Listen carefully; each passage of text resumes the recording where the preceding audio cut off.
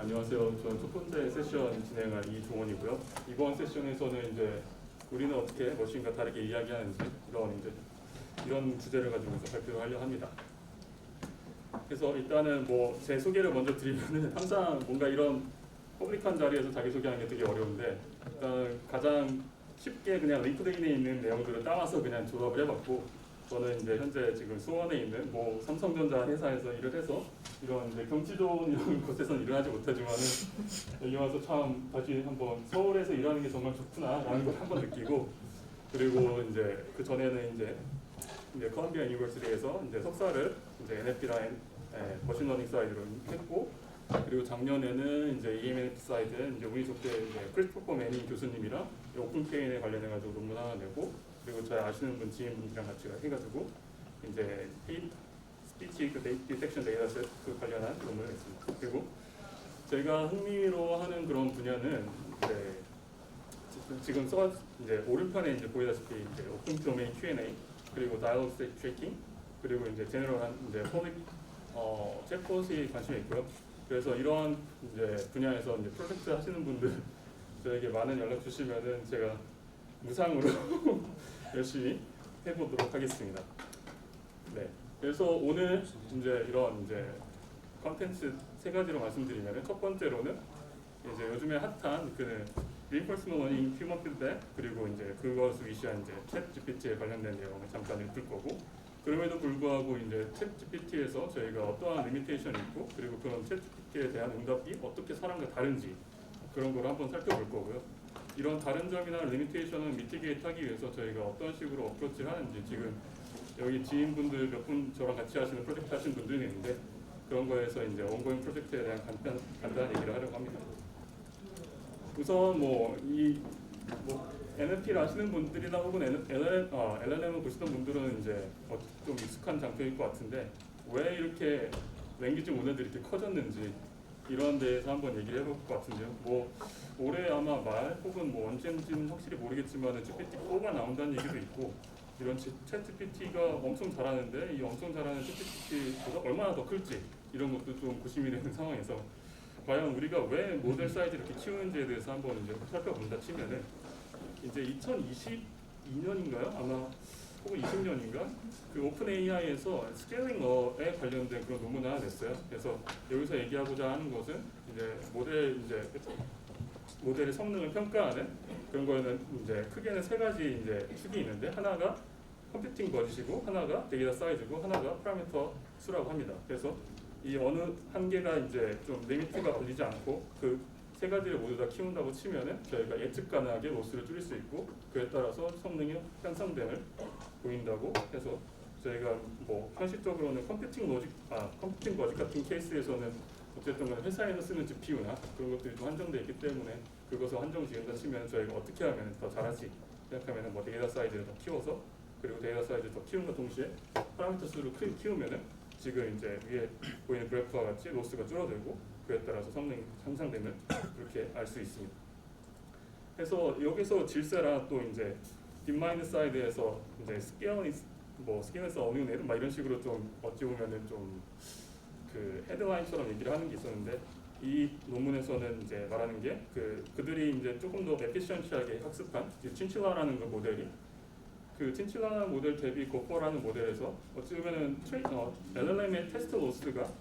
4%밖에 이제 향상이 되지 않았음에도 불구하고, 밑에 이제 그래프에서 보시다시피 이제 많은 그런 어려운 태스크들에서 뭐 평균은 뭐 MMLU라는 그런 벤치마크 데이터셋에서는 평균적으로 10% 향상되고, 지금 이제 이 그래프는 빅벤치에 관련된 이제 그래프인데, 여기서 보시다시피 몇몇 태스크를 제외하고서는 아주 높은 그런 성능 향상을 보일 수 있습니다. 그래서 저희가 여기서 눈여겨봐야 할 점은 단 4%만의 그 LM 테스트 로스가 이제 향상되는데도 불구하고, 그 다운스트림 태스크, 특히나 어려운 그런 이제 다운스트림 태스크에 대해서는 저희가 이렇게 성능 향상폭이 크기 때문에 어찌 보면은 스케일업하는 것이 우리에게 LLM의 그런 모든 임프루먼트를 가져올 수 있는 그런 방법이 아닌가라고 얘기를 하고 있습니다. 그래서 스케일업뿐만이 아니라 GPT-3가 어찌 보면은 175빌리언 베이스로 해가지고 많은 이제 다양한 시도들이 있었는데, 간단하게 말씀드리면은 뭐 다들 아시다시피 GPT-3에서는 이제 트래디셔널 LM 트레이닝 베이스를 해가지고 이제 코퍼스, 라이브 코퍼스와 이제 웹 텍스트를 기반으로 학습을 했을 때 저희가 그 전에는 보지 못했던 인컨텍스트 러닝이라는 그런 능력을 얻었고 그 이후에 이제 GPT 3.5라고 불리는 뭐 코덱스 그런 모델에서는 코덱스라는 데이터를 활용했는데 이 코덱스라는 데이터를 잠깐 설명드리면은 저희가 이제 그 코드를 짤 때 어찌 보면 그런 주석이랑 그런 것들이 이제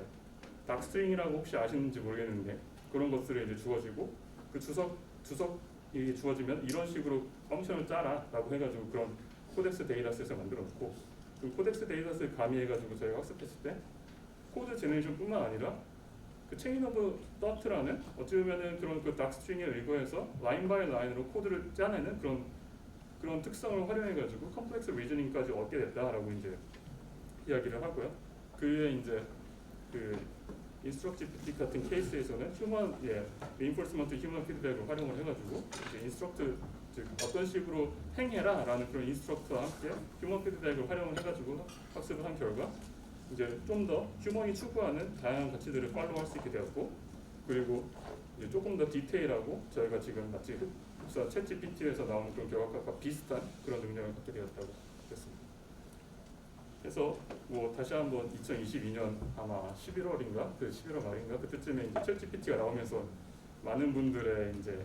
많은 NLP 분들 연구자들의 낙담을 시켰는데 저 또한 이제 써보면서 아 이거 너무 잘하면은 나는 뭘 해먹고 살아야 되나 라는 생각이 들게 되더라고요. 그래서 여기서는 뭐가 그렇게 다른가라고 봤는데 뭐 아직은 뭐 컨펌은 되지 않았지만은 인스트럭트 GPT 대비해서 뭐 다이얼로그 베이스 해가지고 좀 더 특화되게 학습을 하고 그걸 통해 가지고 우리가 이제 실제 챗 말 그대로 챗 하듯이 그렇게 대화할 때 조금 더 다이얼로그 컨텍스트에 이제 팔로우해서 그런 능력을 얻게 되었다라고 합니다. 이렇게 엄청 잘하는 챗GPT에서 제가 그냥 재미삼아서 항상 사람들은 무슨 챗봇이 나오면은 다 테스트하고 페일 시키기를 원해요. 그래서 저희도 개인적으로 저도 빅스비를 이제 개발하고 그러면서 저희가 어찌 보면은 빅스비 1.0, 2.0 이렇게 출시할 때 항상 이제 미디어 어트런스라는 게 있는데 이게 이제 기자분들이나 혹은 여러 이제 VP 레벨들의 그런 테스트가 그런 거고 혹은 뭐 사랑에 대해서 어떻게 생각해, 뭐 인간에 대해서 어떻게 생각해, 우주에 대해서 어떻게 생각해 이렇게뿐만 아니라 계속 다 테스트를 해보면서 기본적인 것이 되는지 그리고 이런 이제 좀 헤이트 스피치나 좀 민감한 주제에 대해서 어떻게 응답을 하는지 그런 걸 테스트해 봅니다. 그래서 뭐 테스트해 보신 분들 알겠지만 챗GPT 어떻게 보면은 기존에 이런 테스트하듯이 하면은 잘 피해가고 잘 리젝을 해요. 근데 이렇게 조금 투입해가지고 아 요즘에 좀 핫하다고 생각하는 펜타닐을 구해달라라고 했더니만 나름 그럴싸하게 응답을 했습니다. 뭐 이 내용이 사실인지 아닌지는 저는 잘 모르지만은 일단은 뭐 오늘 어디언스 중에 이제 고등학생분들 있다고 하셔가지고 저희가 그런 이제 뭐 유기화합물 같은 거는 좀 그런 블럭 처리했는데 이런 식으로 아직은 우리가 이제 좀 휴먼 밸류라고 할 수 있는 뭐 세이프티나 에티컬 그런 리스폰스에 대해서는 부족하다라고 판단합니다. 이런 부족한 판단에도 불구하고 저희가 이렇게까지 이제 성능 향상을 이룰 수 있었던 건 어찌 보면은 그 앞서서 말씀드렸다시피 reinforcement learning 휴먼 피드백이라는 그런 기술을 통해서 발전했다고 하는데 그러면 챗GPT가 가지고 있는 그런 뭔가 스페셜 소스라고 하는 이제 RLHF라고 줄여서 앞으로 얘기하겠습니다. RLHF가 왜 이제 발달되었는지를 한번 살펴보도록 하겠습니다. 네. 왜 RLHF가 요즘에 핫하고 왜 그렇게 활용되는지 그런 걸 간단히 살펴보면은 저희가 이제 휴먼 밸류라고 하는 것이 어쩌면은 이게 계산 수식으로 표현하기가 굉장히 어렵다고 저는 생각을 해요. 단순하게 클래시피케이션 같은 경우에는 어떤 문장이 A 클래스다, 어떤 문장이 B 클래스다 이렇게 판별을 할 수 있는 반면에 어떤 게 재밌고 어떤 게 에티컬하고 어떤 게 세이프티한지 그것은 뭐 스케일로 따질 수도 없고 사람에 따라 다르고 또한 어떤 문장에서 물론 욕설이 들어갔다고 해도 그걸 에티컬하지 않다라고 표현하기도 어렵습니다. 예를 들어서 뭐 망난이라고 말하지 마라고 하면 망난이라는 그런 뭔가 좀 안 좋은 단어가 들어갔음에도 불구하고 이 문장 자체는 에티컬하지 않은 문장은 아니니까요. 그래서 이러한 가치들을 어떻게 이제 모델에게 이제 주입시킬까 그런 방면에서 이제 처음 이제 연구가 시작되었고 뭐 당연하게도 오픈 AI가 이전부터 시작을 했습니다. 이 오픈 AI가 이제 시도한 그런 부분은 서머라이제이션이라는 태스크인데 이 서머라이제이션 태스크에서 다루는 세 가지 포인트는 서머리 문장이 짧고 그리고 중요한 인포를 담으면서 세 번째로 읽기 쉽게 코히런트한 문장으로 나와야 된다고 합니다. 그래서 앞서 말씀드렸다시피 이거는 이제 스트레이트포워드한 그런 태스크는 아니고 요즘에는 이제 조금 더 어려운 그런 태스크라고 해서 리인포스먼트 휴먼 피드백이 시도가 되었고 저희가 뭐 서머리나 혹은 번역에서 아시다시피 이런 이제 생성 그런 태스크에 대해서는 매트릭이 조금 부족하다라고 이제 생각이 되기도 하고 그렇게 생각하시는 분들도 많을 거라 생각합니다. 이 블루랑 루지라는 이런 매트릭의 이제 기본은 어떠한 정답 문장이 있으면은 내가 생성 혹은 후보군이라고 생각하는 그 문장이랑 워드 오버래핑이 얼마나 있는지만 판단하고 그렇기 때문에 우리가 지금 그 오브젝티브라고 생각하는 숏하고 인포가 있고 코히런트한 문장이랑은 전혀 상관이 없는 그런 매트릭이라고 생각합니다. 더더군다나 저희가 기반으로 하고 있는 LLM 혹은 LM의 베이스는 다음 단어를 생성하거나 혹은 다음 단어를 예측하는 그런 오브젝티브로 학습이 되었기 때문에 이런 이제 세 가지 휴먼 밸류 혹은 세 가지 오브젝티브를 이제 다 아치브하기가 어렵다고 생각을 해서 이들이 처음에 서머리라는 그런 태스크를 가지고서 시작을 했다고 생각합니다. 네, 서머리, 휴먼 피드백이 서머리에 쓰인 케이스에서 이제 그 논문에서 세 가지 스텝으로 크게 나왔는데요. 첫 번째 스텝은 이제 이 서머리를 가지고 휴먼에게 어떠한 서머리가 더 좋은지를 받는 게 첫 번째 스텝이고 가운데 두 번째 스텝은 이제 주어진 원래 다큐먼트랑 그리고 서머리로 뽑힌 그 캔디데이트 서머리를 리워드 모델이라는 거에 주고 그 리워드 모델은 그런 인풋으로 텍스트를 받은 다음에 그 서머리가 얼마나 훌륭한지를 스칼라 밸류로 아웃풋하게 됩니다. 세 번째로는 이제 그렇게 학습된 리워드 모델과 저희가 여기서는 이제 train policy with PTO라고 했는데 policy를 이제 쉽게 생각하시려면은 그냥 서머리를 만드는 모델이라고 생각하시고 혹은 정확히는 뭐 서머리 모델의 파라미터라고 보시면 되는데 그 서머리 모델을 조금 더 파인튠하고 좀 더 이제 튜닝하기 위해서 이 리워드 모델이 나오는 아웃풋 스칼라 값을 최대화시키는 그런 방식을 PPO라는 그런 알고리즘을 통해 가지고 학습시켰다고 보시면 됩니다. 뭐 이따가 조금 이제 디테일한 부분은 다시 리캡을 할 테니 지금은 이런 세 가지 스텝을 통해 가지고 저희가 이제 서머리를 어떻게 향상시켰는지 그렇게 아시면 될 것 같고요. 그래서 이제 결과값으로 이제 말씀드리면은 저는 좀 이거 보고 놀라웠는데 지금 왼편에 보시는 그 레퍼런스 서머리라는 게 사람이 그 어떠한 그 기본 다큐먼트에 대해서 직접 서머리를 쓴 거거든요. 그래서 이거 보시면은 결과값 자체가 일단 위 상단에 오렌지색으로 되어 있는 휴먼 필백이라는 즉 휴먼 RLHF 방식을 쓴 그런 모델이 사람이 쓴 서머리보다 훨씬 더 좋은 그런 평을 받았다라는 것을 이제 볼 수 있고 그 결과값에 대해서 사람들이 이제 오른편에 오버롤 스코어에 이제 오버롤 스코어 그리고 액큐러시 그리고 코리언스 그리고 커버리지 이런 것들을 직접 평가했을 때 나머지 다른 모델들 즉 뭐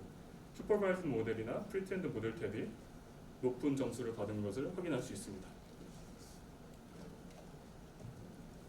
네, Summary with RHF에서 저희가 한 가지 이제 좀 눈여겨봐야 될 거는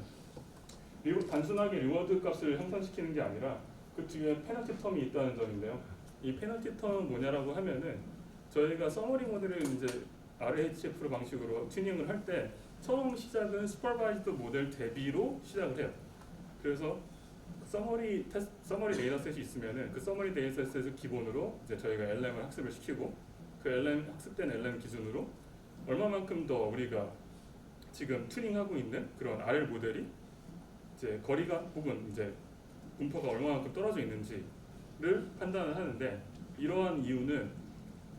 저희가 이제 어찌 보면은 아웃라이어 케이스에서의 그런 데이터 포인트로 인한 잘못된 학습이나 혹은 점진적으로 이제 튜닝을 하기 위한 이런 페널티 텀이라고 생각할 수 있습니다. 그래서 지금 빨간색의 이 박스로 되어 있는 텀이 이제 아시는 분은 아시고 모르시면 모르실 것 같은데 콜백 라이브러리 다이버전스의 값이라고 즉 두 가지 분포가 얼마만큼 떨어져 있는지를 이제 판별하는 거고 즉 슈퍼바이즈드 러닝 대비 우리가 지금 튜닝하고 있는 RL 모델이 많이 떨어져 있다라고 하면은 그 값에 대해서 페널티를 주는 방식으로 학습되게 되어 있습니다. 이제 왼편에 이제 아래 왼편에 보시면은 저 KLD 값이 이제 커지면은 커질수록 이제 실선으로 되는 actual preference, 즉 사람이 평가하기에 나쁘다라고 하는 게 점점 보이는데요. 그리고 그 이제 오른편에 보시면은 이제 human reference 탭이 이제 over optimized 그런 값을 보면은 이제 빨간색에 표시된 것처럼 뭐 stubbornly postponed 혹은 뭐 물음표 3개 같이 단순하게 리워드 밸류를 향상시키기 위한 의미 없는 값들이 들어가 있습니다. 그래서 이런 의미 없는 잘못된 그런 서머리를 생성하는 것을 방지하기 위해서 저희가 이제 그 상단에 그 저렇게 빨간 박스로 되어 있는 저런 페널티 텀을 준 거고요. 이렇게 서머리에서 좋은 성능 향상을 이제 기록한 다음에 이제 다시 오픈 AI에서 이 서머리뿐만 아니라 여러 가지 태스크에 대해서 이제 특수를 합니다. 그래서 뭐 어찌 보면 챗GPT의 시블링 모델이라고 할 수 있는 인스트럭트GPT 케이스가 그 대표적인 예인데, 이 인스트럭트GPT를 설명하는 장표는 딱 이 한 가지로 설명된다고 봅니다. 그래서 프롬프트라고 해서 이제 explain the moon landing to the 6 years old in a few sentences 하면은 이제 어린아이에게 그렇게 설명을 해봐라 라고 하면은 그냥 바닐라 GPT K3 케이스에서는 그 비슷한 문제는 그냥 의미 없이 나열하는 반면에 인스트럭트, 즉 사람이 지시한 그 값에 대해서 어떻게 행성하는지를 학습한 인스트럭트 GPT 같은 케이스에서는 그에 합당한 그런 결과값을 주게 됩니다. 다시 한번 아까 전에 보신 서머리 케이스, 서머라이제이션 with RLHF랑 비슷한 그런 3스텝으로 볼 수가 있는데요. 이 부분에서 이제 서머리 with RLHF랑 크게 다른 점 혹은 이제 여기서 눈여겨야 할 점은 하나씩 조금씩 살펴보고 넘어가도록 하겠습니다. 이제 처음에 조금 다르다고 생각하는 거는 저희 오픈 AI 쪽에서 이 RLHF 방식이 어느 정도 이제 파스빌리티 혹은 효과를 받는지, 이 이니셜 랭귀지 모델이라는 것 자체에 단순하게 저희가 바닐라 GPT나 뭐 혹은 그런 플레인한 LM을 시작했던 것 반면에 사람의 돈을 써서 어떻게 기본 그 프롬프트에 대해서 사람이 직접 이제 작성을 하고 적절하다고 생각하는 그런 데이터셋을 구축한 다음에 엄청나게 돈은 많이 들겠죠. 근데 그것을 이니셜 랭귀지 모델에 위에다가 추가로 학습을 하고 이제 RLHF 방식에서 좋은 스타팅 포인트로 가져가기 위해서 슈퍼바이즈 러닝까지 옵셔널로 가미했다고 합니다. 이 두 번째는 이제 리워드 모델에서 이제 트레이닝인데요. 이 리워드 모델 트레이닝에서 저희가 뭐 단순하게 지켜봐야 될 것은 이 리워드 모델 트레이닝을 위해서 우리가 지금 프리 트레이닝 랭귀지 모델에서 쓰이는 것만큼 코퍼스가 그렇게 필요하지 않다라고 얘기하고 있습니다. 저희가 언뜻 뭐 어느 그 디스커션인지 혹은 유튜브에서 본 것 같은데, 인스트럭트 GPT를 학습하는 데는 스텝 1, 2, 3에서 13K, 33K인가? 네, 13K, 33K 그리고 31K 정도의 데이터셋만 쓰였다고 하더라고요. 이 어찌 보면은 뭐 빌리언 토큰스 막 이렇게 얘기를 하는 와중에서 이 정도의 토큰, 이 정도의 이제 사이즈 데이터셋 가지고도 이렇게 훌륭한 결과값을 낼 수 있다라는 게 조금 신기하고, 그리고 이제 그 리워드 모델을 학습하기 위해서 이니셜 랭귀지 모델에 프롬프트를 집어넣고 그 프롬프트를 받은 랭귀지 모델을 여러 가지 이제 결과값을 제네레이트함에 대해서 저희가 이제 그 여러 가지 결과값을 제네레이트하게 되면은 이제 그 여러 가지 제네레이트된 모델이 제네레이트된 그 텍스트가 리워드 모델을 이제 타고 그리고 스칼라 값을 내뱉게 됩니다. 이 다양한 그 제네레이티드 텍스트를 가지고 있는 것이 리워드 모델을 학습하는 데 당연히 도움이 되겠죠. 그리고 인스트럭트 GPT에서 논문에서 이제 리포트 된 거는 인스트럭트 GPT가 1.3B, 뭐 6B 혹은 뭐 100, 네, 170 something 뭐 이렇게 이니셜 LM 모델 사이즈가 달라도 이런 리워드 모델의 자체 사이즈는 6B로 픽스를 시키고서 학습했다고 하고요. 이 6B의 이제 모델을 랭귀지 모델에서 따와서 위에서 이제 그 리스폰스나 혹은 센텐스를 제네레이트하는 부분을 빼고 그 위에다가 스칼라 값을 리턴할 수 있도록 그렇게 리니어 레이어를 달았다고 하고, 해서 이제 다시 한번 또 RLHF의 방식에서 이제 리워드를 어떻게 구성하는지 그런 이제 포뮬러가 나오는데요. 앞서 이 오브젝티브 오른편에 오브젝티브라고 설계된 저 포뮬러는 서머리에서만 크게 다르지 않지만 마지막 저 주황색 밑줄 쳐진 텀이 어찌 보면은 서머리 with RHF랑 다른 점인데 저게 뭘 의미하냐라고 하면은 그 지금 저희가 튜닝 중인 그런 그 인스트럭트-GPT 모델 여기서는 그냥 RL 모델이라고 하겠습니다. RL 모델을 저희가 기본 퍼블릭 데이터 예를 들면 뭐 스쿼드나 혹은 뭐 드랍 혹은 헬라스 웹 혹은 이런 여러 가지 이제 저희가 잘 알고 있는 그런 퍼블릭 NLP 데이터셋에 대해서 정답을 생성하라라고 이제 문장을 만들고요. 그 정답이 정말 우리가 맞는 건지를 이런 리워드 이제 계산하는 텀에다가 추가를 해서 즉 저희가 오버피팅되고 혹은 퍼포먼스가 리그레션이 발생하지 않도록 그런 식으로 어쩌면 레귤레이션 했다고 얘기하고 있습니다.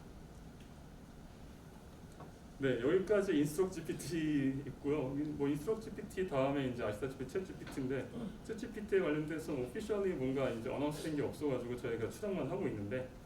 뭐 오른편에 보시면은 이제 챗GPT 홈페이지 가보면 챗GPT에서 시블링 오브 인스트럭트-GPT 뭐 이런 식으로 얘기하는 거 보면은 기본적인 그런 아키텍처나 그런 모델은 같을 거라고 보고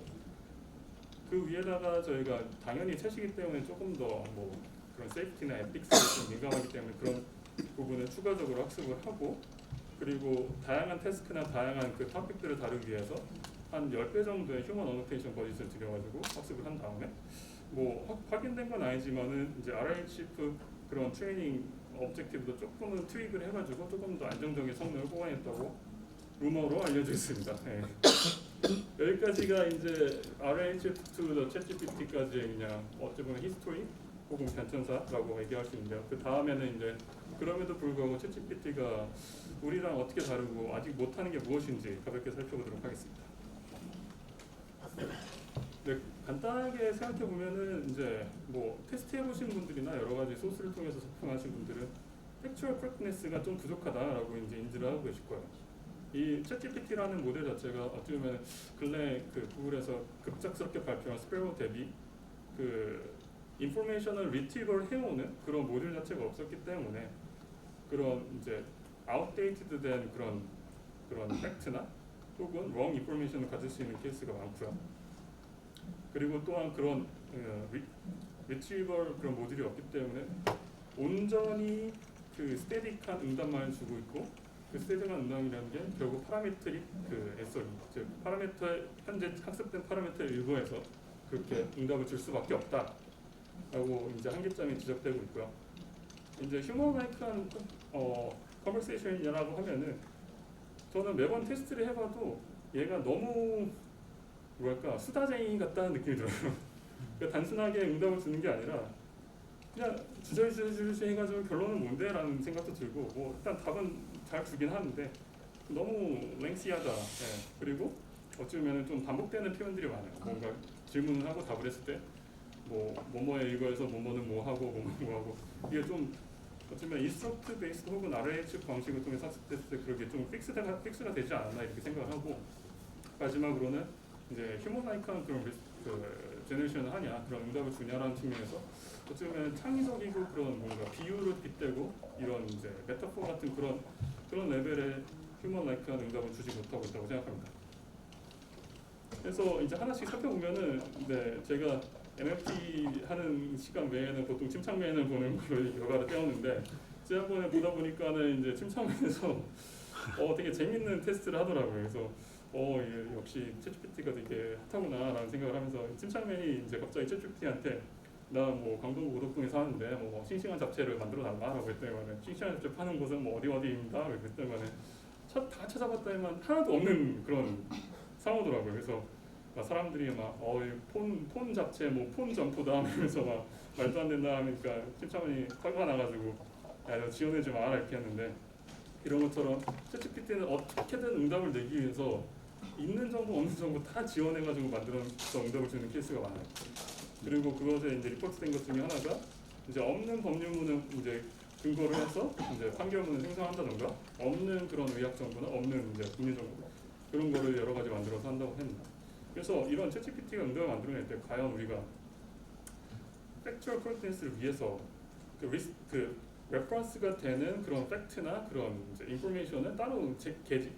게시해서 주고 그것을 읽어서 응답을 한다는 이런 문제는 좀 완화되지 않을까라고 이제 생각을 해봤고,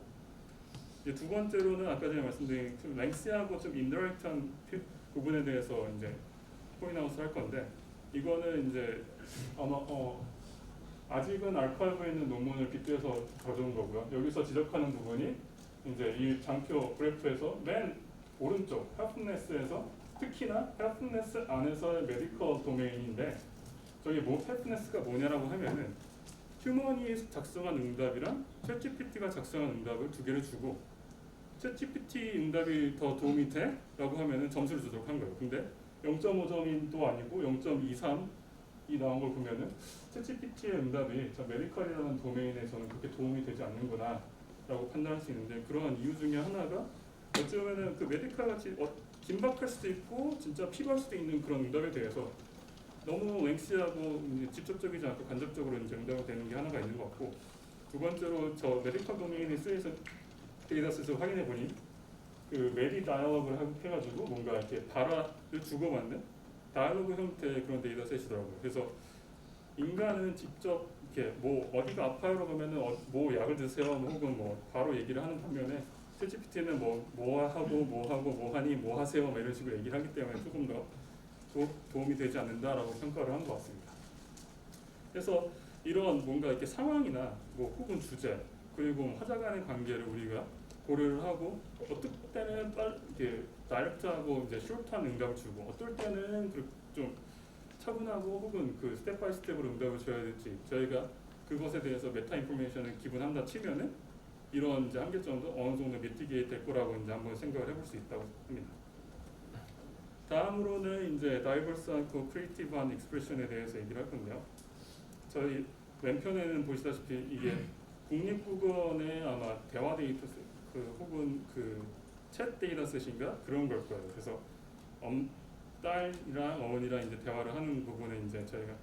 따로 캡처를 해가지고 왔는데, 이제 한번 살펴보시면은 뭐 저녁을 먹는데 딸이 빵이나 옥수수 같은 거 먹지 말라. 어머니가 이미 먹고 있다. 이미 먹고 있으니까 딸은 좀 허탈하게 웃으면서 엄마 당 수치 올라간다 라고 하니 어머니가 그것도 지적을 하면서 안 먹고 어떻게 사냐 라고 얘기를 해버려요. 이렇게 사람은 어찌 보면은 이 주제나 이런 그런 표현 자체가 안 먹고 어찌 산다는 게 뭐 죽으라는 건 아닐 텐데 이런 식으로 표현하는 반면에 챗GPT에 대해 똑같이 저희가 이제 이 다루고 히스토리에 입력값을 줬더니만 그럼 다른 걸 제안해 드릴까 하고 어찌 보면은 진짜 이 의도치도 않고 원하지도 않고 너무 그 기본 컨텍스트나 기본 퀘스천에 오리엔티드 돼가지고 좀 말도 안 되는 응답을 줬다고 생각합니다. 이런 측면에서 우리가 뭔가 휴먼 투 휴먼을 얘기를 할 때 뭐 챗봇 해보신 분들이나 혹은 뭐 챗봇을 직접 뭐 경험해보신 분들은 아시겠지만 그냥 챗봇은 다 수용하고 다 오케이 다 너가 말하는 대로 다 들어줄게 막 이런 반면에 사람은 그렇진 않잖아요. 뭔가는 리젝트할 때도 있고 어떻게 좀 트윅해서 바꿔서 얘기할 때도 있고 뭐에 빗대서 얘기할 수도 있고 그런 측면에서 아직은 챗GPT 또한 갈 길이 멀다고 생각을 합니다. 이거는 이제 그 아까 말씀드린 논문에서 또 다른 이제 그래프인데요. 왼편에는 이제 퍼플렉시티를 기준으로 사람이랑 챗GPT가 생성하는 문장에 대해서 이제 스탯을 뽑아놓은 거고, 이제 보시다시피 파란색이 챗GPT가 생성하는 문장에 대한 그런 퍼플렉시티 스탯인데 아주 비슷한 말을 많이 하기 때문에 퍼플렉시티가 아주 모여 있고 그리고 그 퍼플렉시티가 낮은 값의 그 프로포션이 높다는 걸 확인할 수 있습니다. 그에 반면에 휴머는 롱테일 형식으로 어떻게 말하든지 다양한 말을 이제 한다는 걸 확인할 수 있고, 오른편에 보시는 이 그래프는 뭐 옛날에 나온 논문을 이제 투처해서 온 건데 에너지 그 내추럴 랭귀지 제너레이션 사이드에서 사람의 그 말하는 그런 문장을 퍼플렉시티에 허무는 확률값을 표현한다 치면 이렇게 오르락내리락 하면서 여러 가지 표현을 한다 치면은 그러니까 모델이 생성해내는 응답은 굉장히 로그 라이클리후드에 이제 일부에서 학습됐기 때문에 가장 그럴싸한 응답을 주려고 합니다. 이를 통해서 가장 그럴싸한 응답을 주는 케이스도 있지만은 반작용적으로 똑같은 말을 계속 반복하게 되는 그런 레피티션 프로블럼에도 빠지기도 합니다. 그래서 여기까지가 어쩌면 리미테이션이랑 사람과 어떻게 다른지에 대해서 간단히 얘기를 한 거고요. 이제 저희 어프로치를 이제 설명드릴 건데, 뭐 제가 이 발표를 한다고 했다면 저희 회사에 이제 오프신 분들이 아 이거 삼성의 그런 뭐 혹은 뭐 기술 전략 혹은 뭐 그런 방향으로 잘못 익히지 않았으면 좋겠다 라고 하셔가지고 다시 한번 이거는 제가 사회적으로 그냥 개인적으로 개발하는 그런 프로젝트라는 거를 다시 한번 말씀을 드리고요. 그래서 저는 이 리미테이션이나 디퍼런스를 어떻게 미티게이트 할지에 대해서 다시 한번 생각을 해봤는데, 이런 아까 전에 말씀드린 서두에 말씀드린 챗GPT의 그런 발전사를 돌이켜 보면은 단순하게 그런 어빌리티가 새로 생성된 게 아니라 그 어빌리티를 얻기 위해서 어떠한 새로운 혹은 추가적인 데이터셋이 필요하고, 그 추가적인 데이터셋을 효율적으로 잘 활용하기 위한 그런 어프로치가 이제 접목이 되면은 결국에는 우리가 아까 전에 좀 놀라웠던 그런 결과값들이 나온다고 생각합니다. 제가 가장 이제 좀 눈여겨봤던 거는 이제 초대에 말씀드렸듯이 그 컴플렉스 리저닝이라는 것이 어찌 보면 랭귀지 모델 사이드에서 굉장히 어려운 부분 중에 하나였는데, 그런 이제 닥스트링을 주고 그 닥스트링의 베이스에서 이러한 펑션을 생성해내라고 하면은 그 펑션이 라인 바이 라인으로 우리는 코딩을 짜잖아요. 그래서 이 전체 그 태스크를 수행하기 위해서는 첫 번째 이걸 해야 되고, 두 번째 이걸 해야 되고, 세 번째 이걸 해야 되고, 네 번째 이걸 해야 되고, 이 코드 짜는 그런 로지컬 띵킹 자체가 이 코덱스 데이터를 통해 가지고 학습이 되고, 그를 통해 가지고 어찌 보면 컴플렉스 리저닝이라는 그런 능력이 생겼다고 저는 추정합니다. 아직 뭐 정확하게 그 규명된 건 아니지만은 저는 그렇게 생각을 하고요. 그래서 우리는 이런 좀 리미테이션을 미티게이트 하기 위해서 어찌 보면 데이터셋부터 다시 봐야 되지 않을까라는 생각을 했습니다. 그래서 다시 한번 이제 휴먼 투 휴먼 다이얼로그를 본다 치면은 이제 왼편에는 이제 아까 전에 보신 그런 다이얼로그, 딸과 어머니의 다이얼로그인데, 아시다시피 이렇게 표현을 했다고 한들 실제로 딸이 말하고자 하는 바랑 어머니가 말하고자 하는 바는 그렇게 그 서페이스 레벨에서 그렇게 표현되잖아요. 뭐 딸은 이제 빨간색을 피시다시피 당수치 올라간다는 거는 엄마는 건강 챙겨낸다는 얘기고, 안 먹고 어떻게 사냐는 얘기는 뭐 죽겠다는 얘기가 아니라 이미 먹고 있고 나 앞으로도 먹을 거다, 그런 의지의 표현이라고 생각합니다. 그에 반면에 뭐 이런 부분이 이제 노출되지 않기 때문에 아까 전에 보신 챗GPT 케이스에서는 뭐 다른 걸 추천해 주냐라는 엉뚱한 소리 하는 거고, 이런 데이터셋이 과연 우리가 있었을까라고 생각을 했다 보면은 지금 있는 데이터셋, 지금 있는 다이얼로그 데이터셋을 다시 한번 살펴보면은 크게는 이제 목적 지향형 데이터, 왼편에 있는 게 이제 태스크 오리엔티드 다이얼로그이고요. 또 다른 한편으로는 이제 자유주제 대화, 오픈 도메인 다이얼로그인데, 태스크 오리엔티드 다이얼로그에서는 저희가 어떤 발화를 했을 때 그 발화에 대해서 그런 필요한 도메인 그리고 애트리뷰트, 그 애트리뷰트에 해당되는 밸류,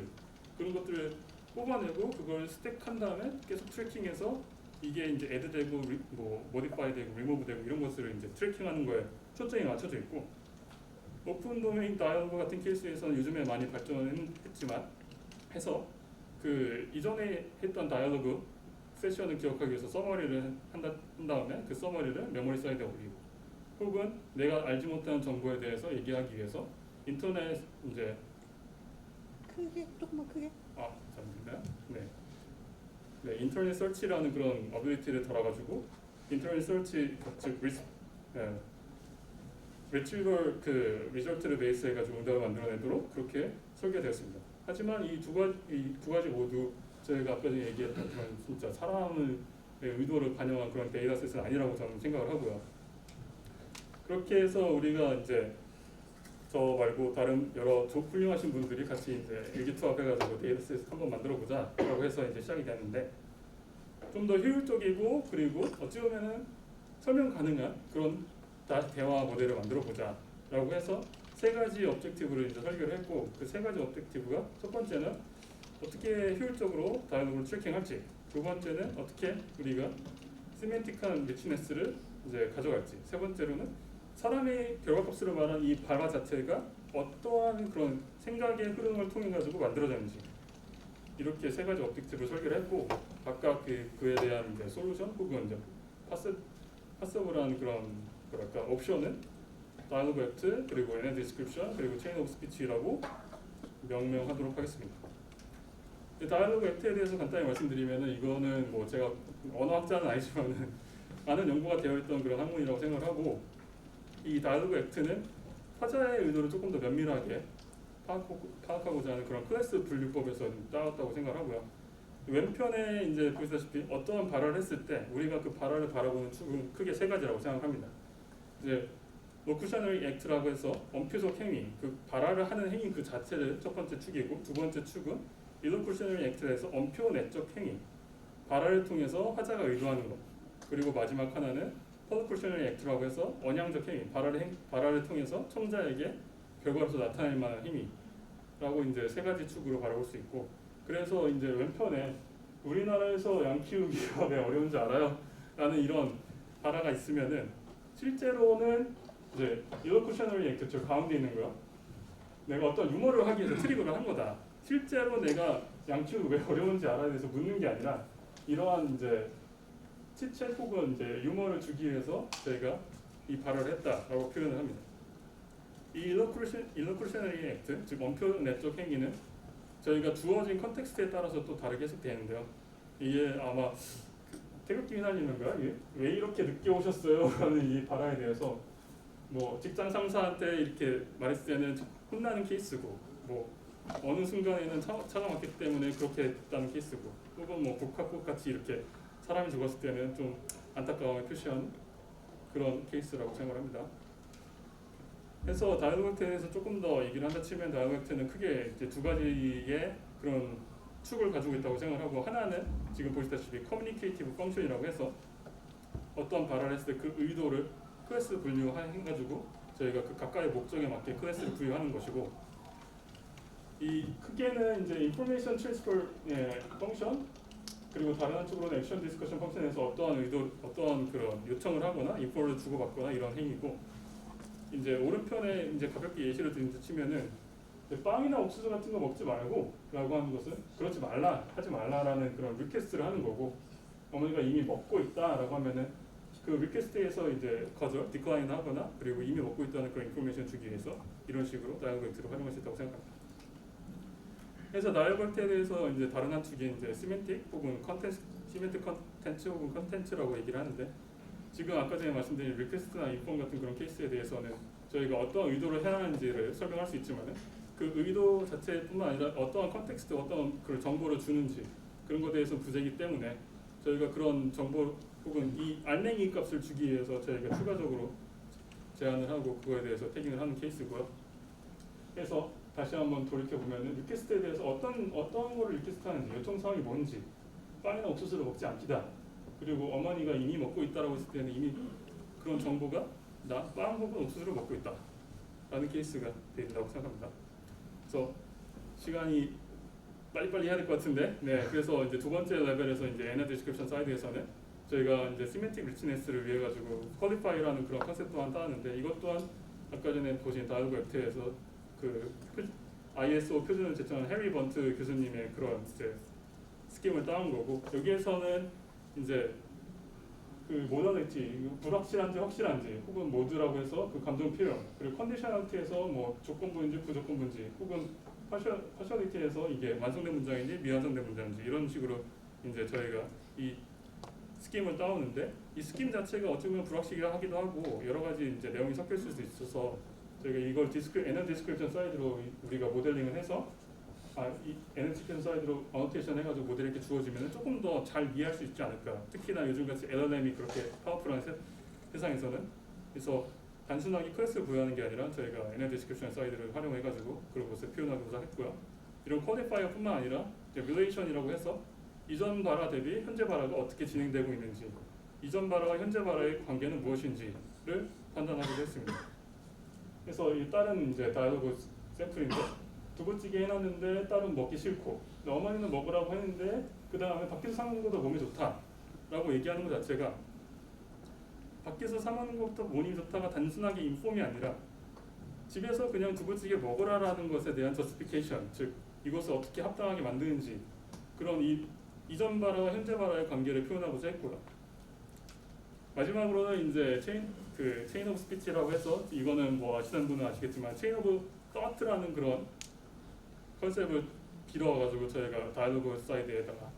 한번 적용을 해보자라고 하는 건데 체인 오브 thought에 대해서 간단하게 말씀드리면은 맨 왼편에는 이제 스탠다드 프롬프팅 해가지고 어떠한 그 프롬프트에다가 예시를 몇 가지 주고 그 다음에 너가 정답을 바로 출력해라 라고 하는데 체인 오브 thought 프롬프팅 방법에는 이 결과값을 출력하기 위한 그 과정들을 같이 적어주고 파란색으로 표시된 부분 그리고 그 글을 통해 가지고 초록색으로 표시된 그 최종 결과값을 뽑기 위해서 이러이러하고 이러이러하기 때문에 이런 결과값이 나왔습니다 라는 그런 이제 어찌 보면은 좀 어프로치에 가깝고요. 이런 어프로치 NL 베이스드 어프로치를 통해 가지고 다양한 태스크들에서 매우 높은 성능을 보였다는 걸 저희가 알 수 있습니다. 그래서 기존에 할 수 없던 뭐 커먼 센스 리즈닝이라든지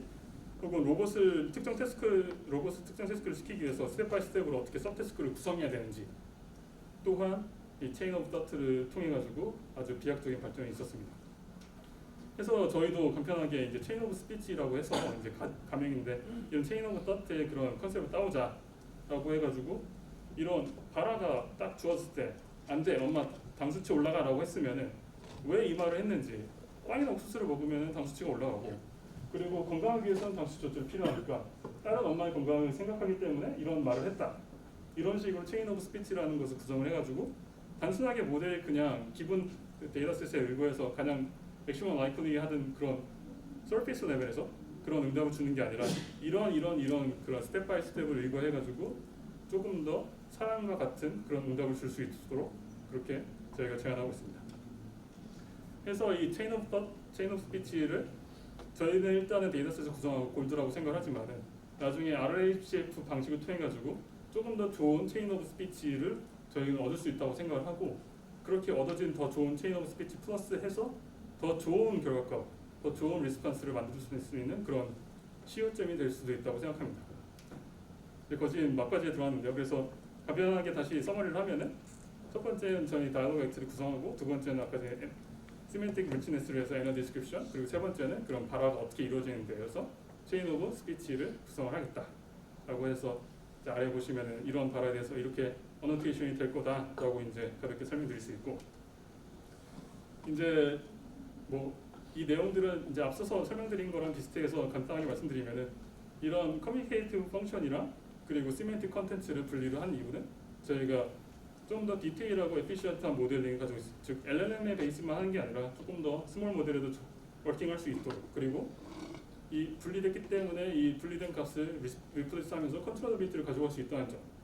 그리고